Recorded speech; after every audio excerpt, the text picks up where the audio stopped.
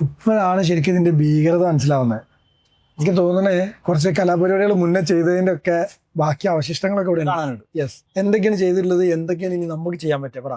ഞാൻ നേരത്തെ പറഞ്ഞതുപോലെ മുന്നൊരു ടീം വന്ന് ചെയ്ത് പിന്നെ ലീക്ക് ഉണ്ടായപ്പോ ഇവർ അത് കളക്ഷൻ പിറ്റൊക്കെ വെച്ച് ഒരു പാത്തിയൊക്കെ വെച്ച് അതിനെ കളക്ട് ചെയ്തു. അപ്പൊ എന്താ സംഭവിച്ചതെന്ന് വെച്ചാൽ ഇതുപോലെ ആ ഭാഗങ്ങളൊക്കെ എക്സ്പോസ്ഡ് ആയി, ആ ബീം അങ്ങോട്ട് വീക്കനായി, ഈ റെയിൻഫോഴ്സ്മെന്റ് ഒക്കെ എക്സ്പോസ് ചെയ്ത് ആ ബീം മൊത്തം വീക്ക് ചെയ്തപ്പോ ഈ കോളത്തിലേക്ക് വരെ ആ ഒരു രോഗം പടർന്നു. അതാണ് ഈ കാണുന്നത് നമ്മൾ അല്ലേ? അതെ, ഈർപ്പം പിടിച്ച് ആകെ നാശമായിട്ടുണ്ട്.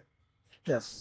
സദര പ്രശ്നം കണ്ട് വലിയ വിഷയമാണെന്ന് മനസ്സിലായി, കറക്റ്റ് ടൈമിൽ ട്രീറ്റ് ചെയ്യാത്തതുകൊണ്ടുള്ള ഇഷ്യൂസ് മനസ്സിലായി. ഇനി അറിയേണ്ടത് നമ്മൾ എന്ത് ചെയ്ത് കൊടുക്കുന്നു എന്നുള്ളതാണ്. അതറിയാനാണ് സത്യം പറഞ്ഞാൽ നമ്മളെല്ലാവരും ഈ കണ്ടുകൊണ്ടിരിക്കുന്നത്. തീർച്ചയായും. പറയേ, എന്താണ് ഇനി നമുക്ക് ഇവിടെ? നമ്മൾ നേരത്തെ അവിടെ മുകളിൽ കണ്ടുകൊണ്ടിരുന്നത് എക്സ്പാൻഷൻ ജോയിന്റ് വർക്കാണ്. അതെ. ഇവിടെ നമ്മൾ ഈ കോളത്തിലേക്ക് ഇത്രയും വീക്കനായപ്പോൾ നമ്മൾ ചെയ്യുന്നത് റെട്രോ ഫിറ്റിംഗ് എന്നാ പറയുക. ഇതിന്റെ റിഹാബിലിറ്റേഷൻ ആണ് ഇവിടെ നടന്നുകൊണ്ടിരിക്കുന്നത്. ഇപ്പോൾ ആദ്യം തന്നെ നമ്മൾ ഈ കോളത്തിന്റെ എത്രത്തോളം വീക്കൻ ആയിട്ടുണ്ടോ അത്രത്തോളം കോൺക്രീറ്റ് നമ്മൾ ചിപ്പ് ചെയ്ത് കളയും. ലൂസ് ആയിട്ടുള്ള കംപ്ലീറ്റ്ലി. അതെ, ഈ കോളത്തിലൊക്കെ ഏകദേശം ഒരു 200 mm നമ്മൾ ചിപ്പ് ചെയ്ത് കളയും. ഓക്കെ.